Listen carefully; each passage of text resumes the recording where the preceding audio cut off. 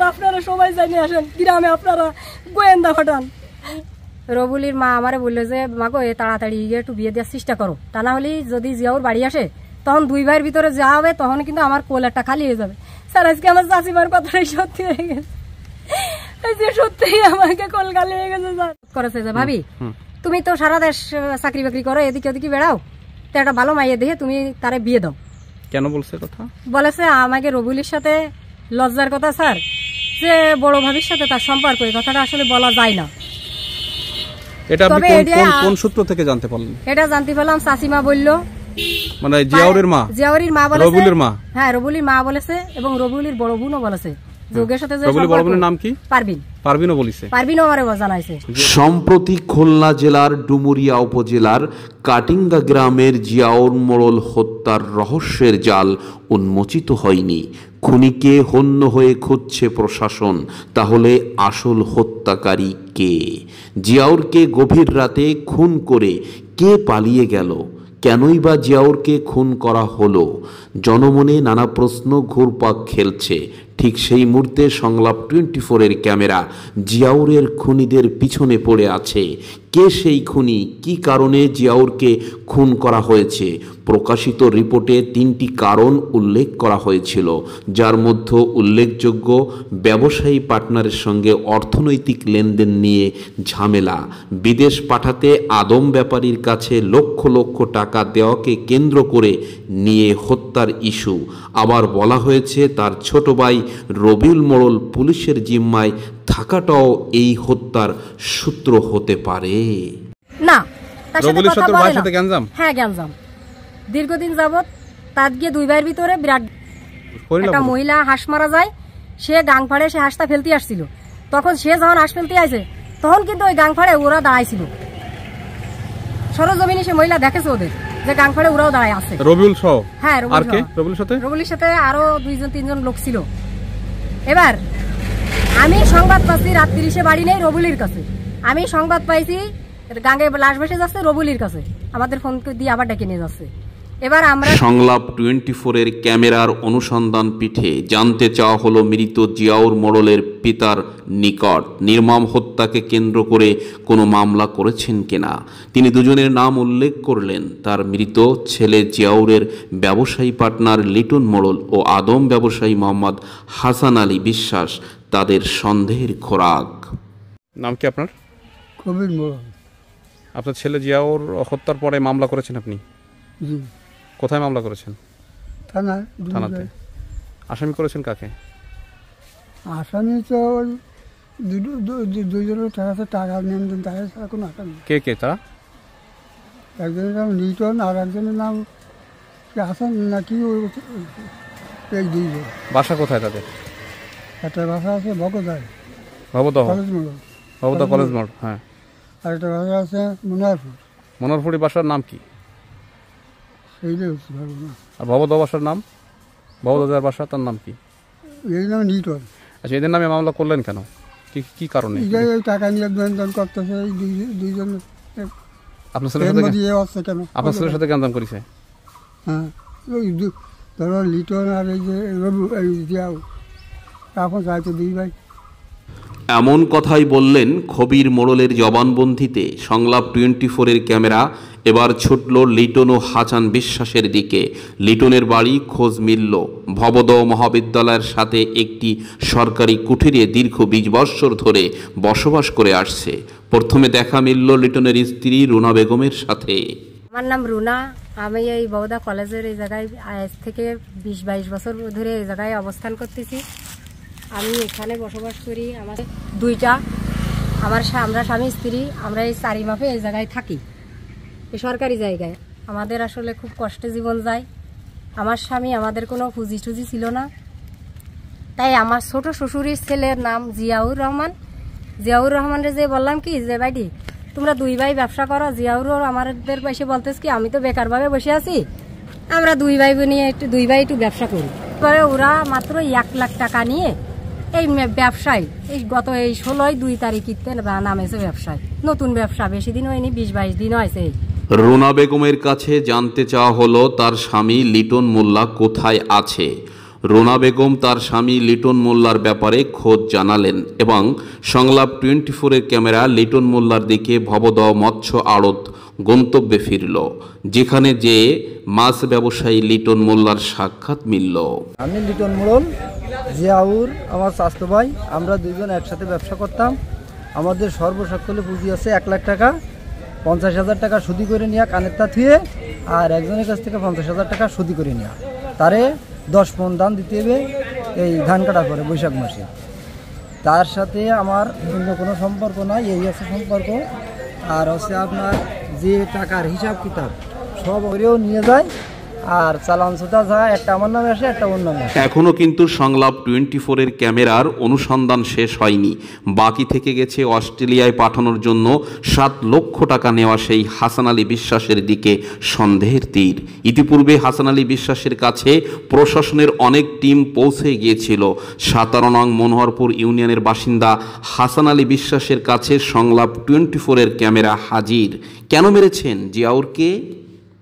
তাকে হত্যা করা হয়েছে, মরে গেছে মানে তাকে হত্যা করা হয়েছে। এই হত্যার ব্যাপারে এই খুনের অভিযোগ আপনার বিরুদ্ধে, লিটনের বিরুদ্ধে করা হচ্ছে, আপনি কি বলেন?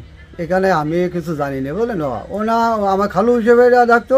আমি তাদের সময় নিছি এপ্রিল 15 পর্যন্ত।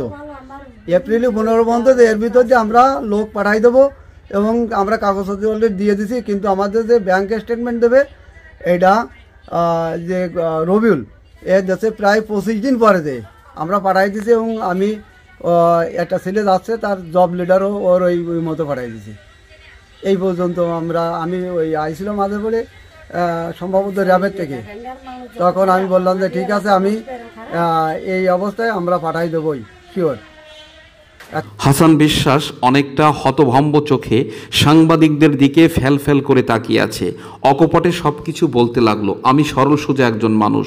আমার ছেলেকে বিদেশ পাঠানোর জন্য প্রথমে দালাল মারফতে টাকা দিয়েছিলাম। পরে চেচড়ি কাটিঙ্গা গ্রামে আমার জামাই কুদ্দুসের মাধ্যমে জিয়াউর মোড়লের সঙ্গে পরিচয় ঘটে এবং তখন জিয়াউর মোড়ল আমাকে তার ছোট ভাইকে বিদেশ পাঠানোর জন্য 6 লক্ষ টাকা প্রদান করে, যা আমি সুমন নামের গাইবান্ধা জেলার একজনকে বিকাশের মাধ্যমে দিয়েছি।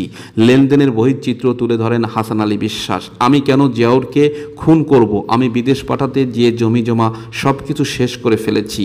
আমি যদি জিয়াউরের ভাইকে বিদেশ পাঠাতে না পারি তাহলে টাকা ফেরত দেবো, এটাই আমার প্রতিজ্ঞা। সংলাপ 24-এর ক্যামেরা আবারও ফিরল জিয়াউরের পরিবারের দিকে। বিভিন্ন জনের বিভিন্ন মত। সন্দেহের তীর দানা বাঁধতে শুরু করলো। কেউ বলছে জিয়াউর দীর্ঘ সময় দেশের বাইরে ছিল, বাড়িতে ছিল তার ছোট ভাই। জিয়াউরের বিবাহিত স্ত্রী প্রিয়া নারী হিসেবে সুন্দরী বটে, তাহলে কি রবিউল মোড়লের সঙ্গে অবৈধ সম্পর্কের সূত্র হতে পারে এই হত্যার মূল কারণ? এমন প্রশ্নে এলাকার মানুষের কাছে গুঞ্জন উঠেছে।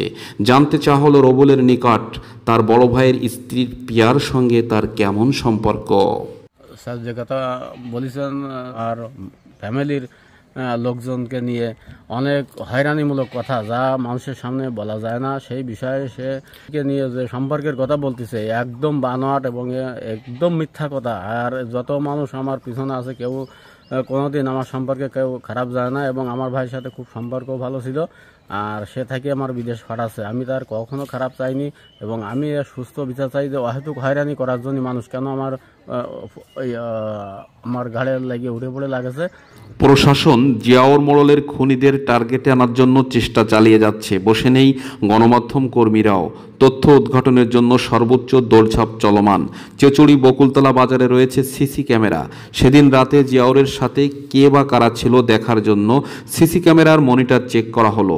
দেখা গেল জিয়াউর বকুলতলার রাস্তা ধরে হেঁটে যাচ্ছে, সঙ্গে কিন্তু কেউ নাই।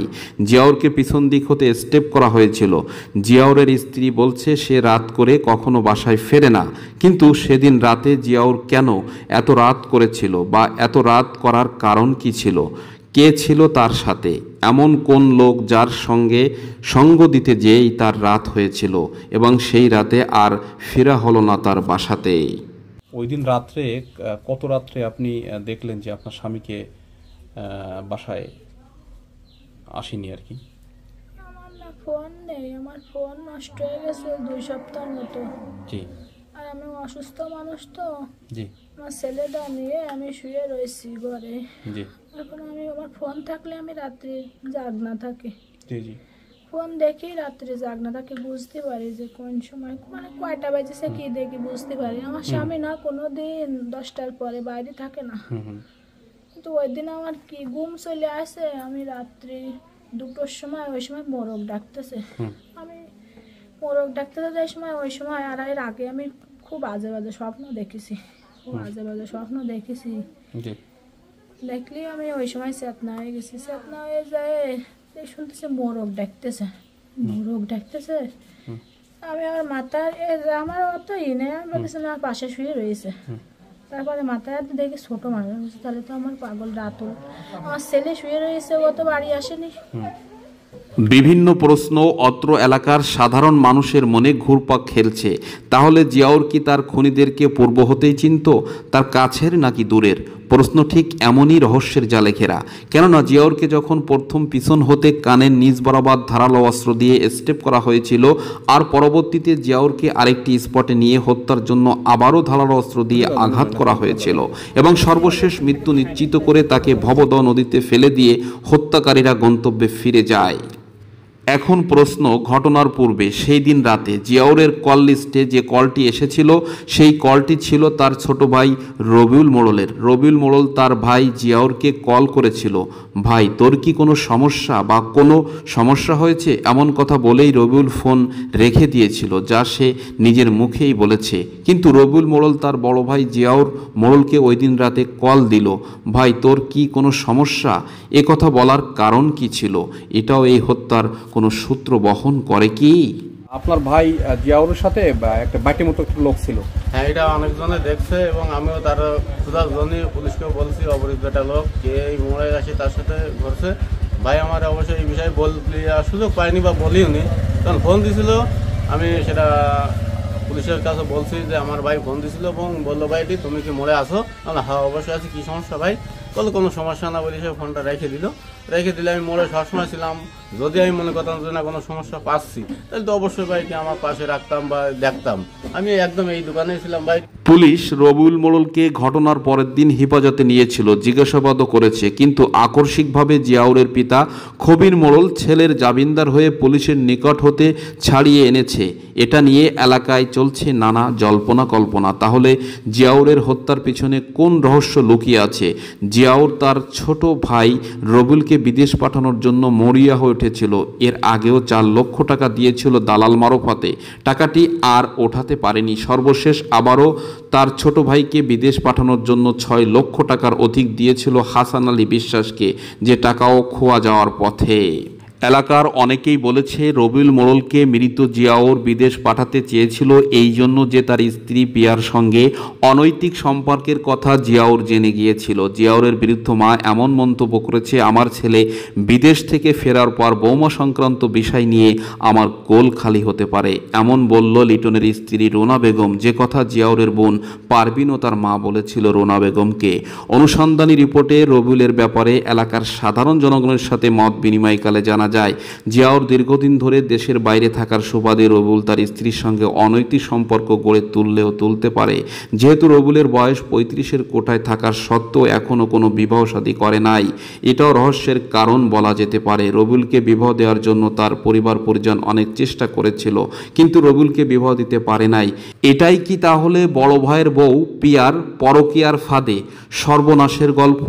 রহস্য এখনও উন্মোচিত হয়নি, অনুসন্ধান চলবে। এই 2-3 দিন আগে যেদিন ওকে দাফন করা হয়েছে, এই দিন আসছিল, র্যাব আসছিল। র্যাবের সামনে যে কথাগুলো হয়েছে, র্যাব আমাকে ডেকে দিয়ে বললো যে লিটন তোমার কি আরোটা কি কোনো গ্যামজাম হয়েছে? তা বললাম যে না, আমার কি আরোটা কোনো গ্যামজাম হয়নি। তা বলতেছে রবিউল যে বলতেছে গ্যামজাম হয়েছে, তোমাকে 2 বাড়ি নাকি বান্ধে রয়েছে আরোটে আলম। তা আমি বললাম না, আপনারা যত কোর্স আছে আপনারা শুনিয়ে আসবেন, শুনিয়ে যদি বলে যে কেউ তুই থেকে তুই বলেছে, তাহলে আপনারা যে শাস্তি দেবেন আমি সেই শাস্তি মাথা পেতে